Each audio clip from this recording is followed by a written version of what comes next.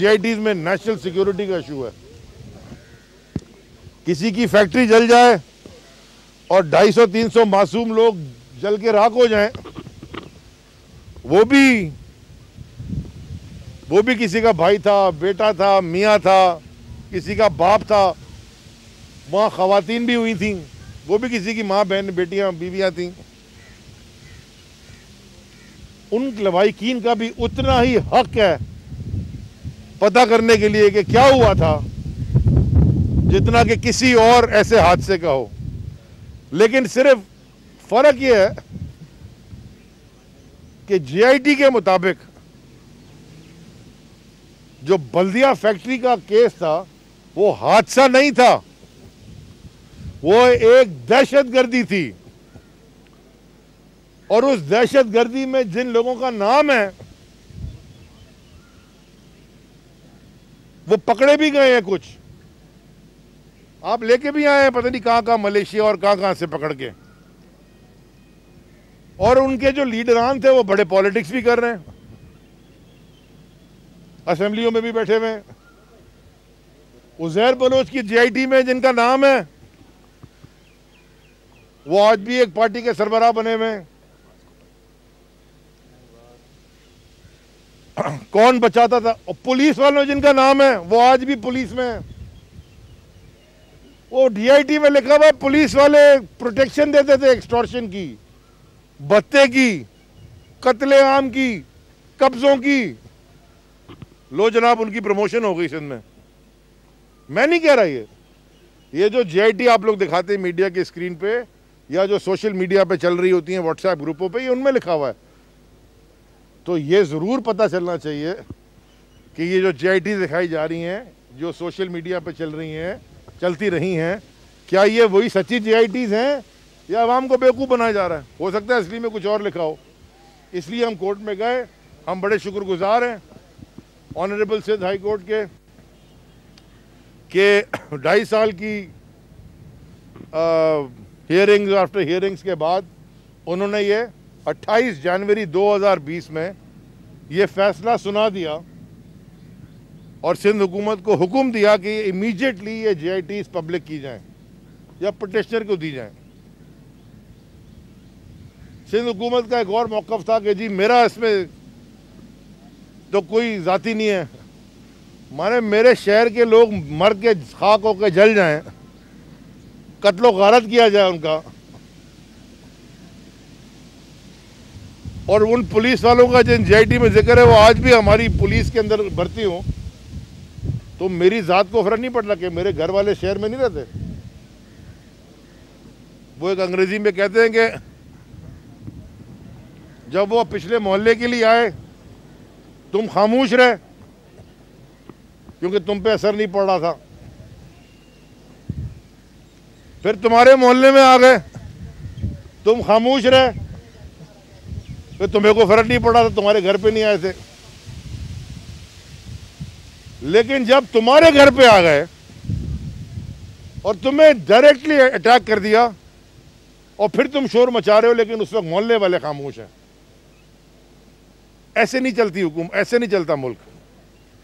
जहां जहां गलत हुआ है वहां हमें यकजहती से खड़ा होना पड़ेगा गलत के खिलाफ।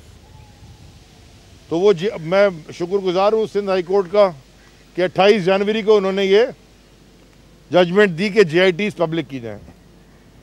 उसके बाद हमने थोड़ा इंतज़ार किया। इंतज़ार करने के बाद हमने ख़त लिखा चीफ सेक्रेटरी साहब को सिंध के। मैंने लिखा ख़त, मैं पिटिशनर था, कि जीआईटीज़ की कॉपी प्लीज़ हमें फराहम कर दें, कोर्ट का हुक्म है। मुझे ख़त का कोई जवाब आज तक मौसूल नहीं हुआ। ना उन्होंने केस को चैलेंज किया। हमने ये भी मौका दिया, कितने दिन होते हैं, 60 दिन, अब 60 से ज़्यादा हो गए। हमने मौका दिया कि शायद चैलेंज कर देंगे।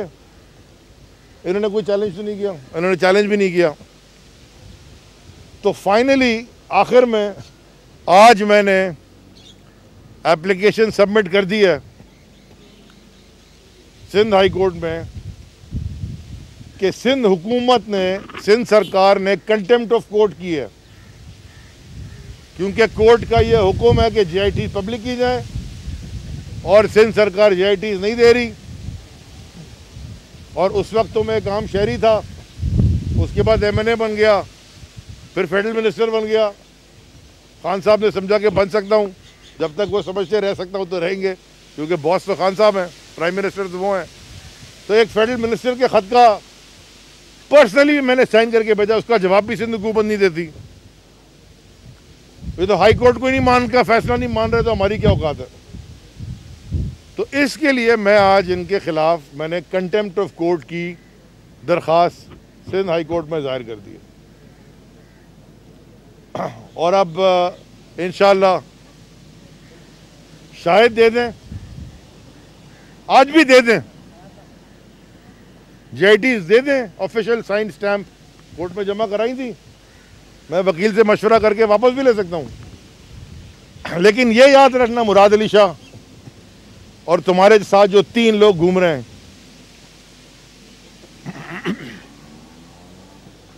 जब मैंने ये पिटीशन दाखिल की थी, उज़ैर बलोच की JIT मांगी थी और निसार मुरई की JIT मांगी थी, तुम उस वक्त भी सिंध हुकूमत में थे।